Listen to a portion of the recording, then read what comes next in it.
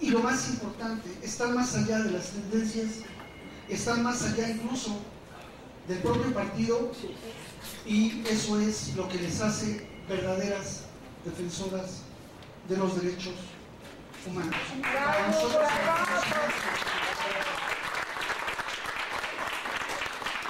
yo quiero empezar por el final para concluir con mi participación diciendo primero que la guerra es dinero.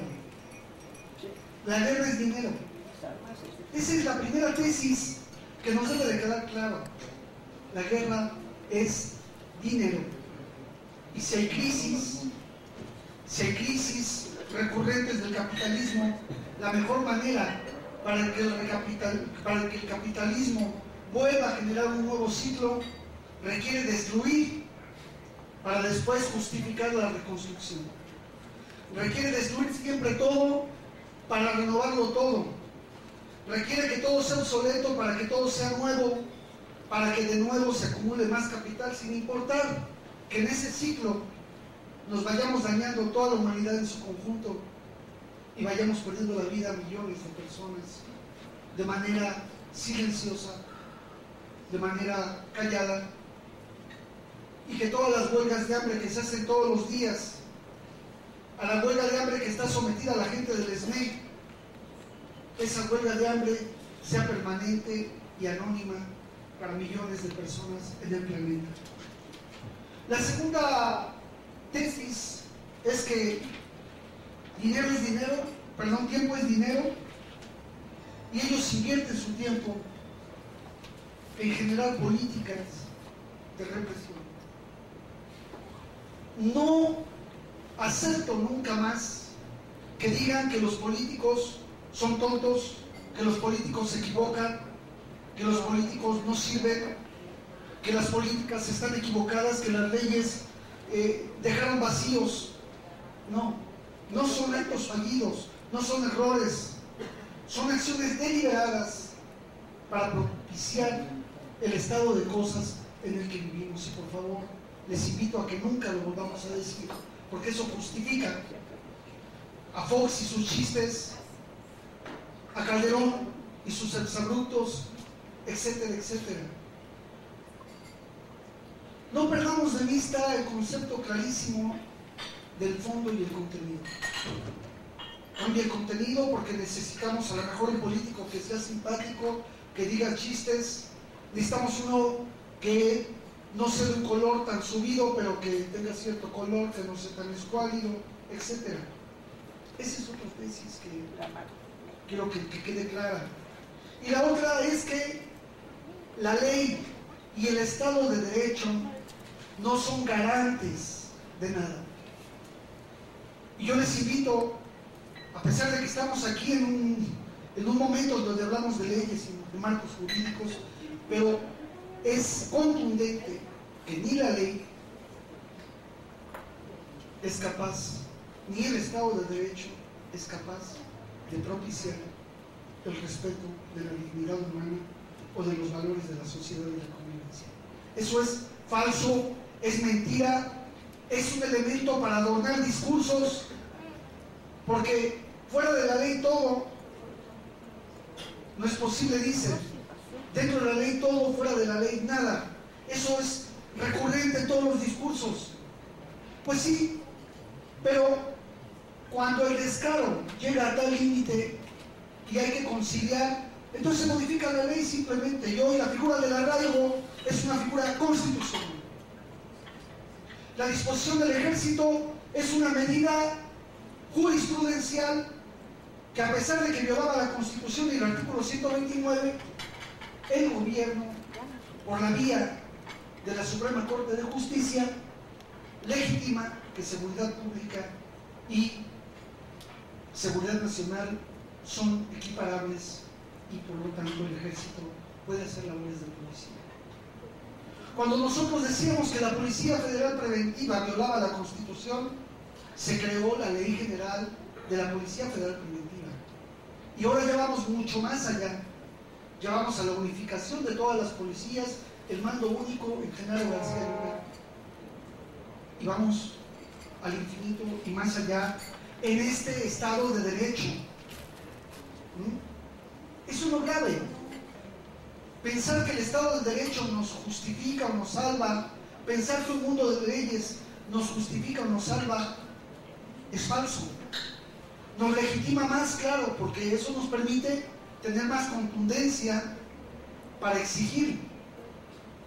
Y hoy, dos nuevos conceptos se han introducido en el cuerpo de las características de los derechos humanos: la justiciabilidad y, por lo tanto, antes de esta, la exigibilidad de los derechos. Es decir, hoy los derechos son exigibles y, por lo tanto, deben ser justiciables. Y el compromiso de los estados es garantizar la justiciabilidad. Pero se plantean que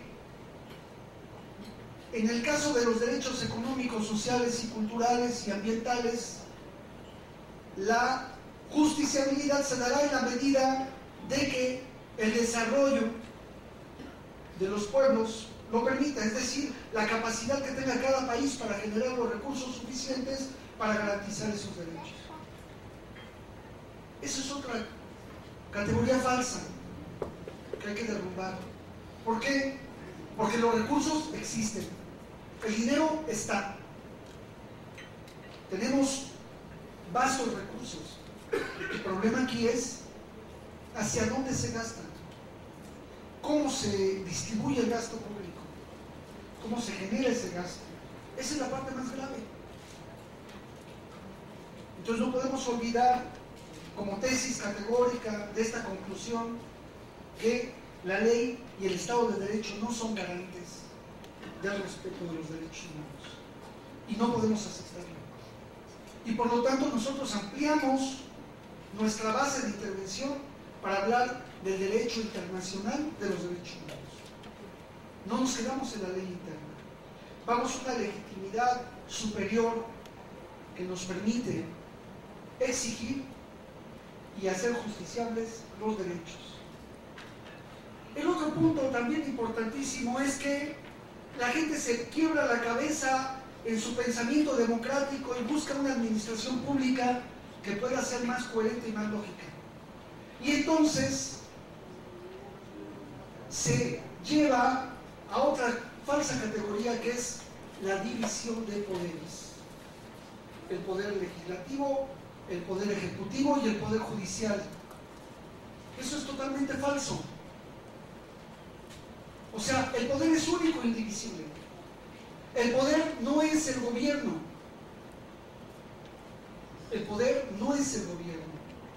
Es quien administra ese poder público, es el gobierno.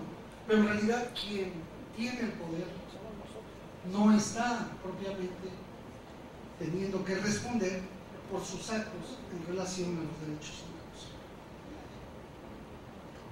Ese punto nos permite ver, por ejemplo, que Norman Foot era secretario general de gobierno del gobierno de Teodoro Carrasco Altamirano, de su sucesor Murat y todavía un poco del gobierno de Ulises Ruiz.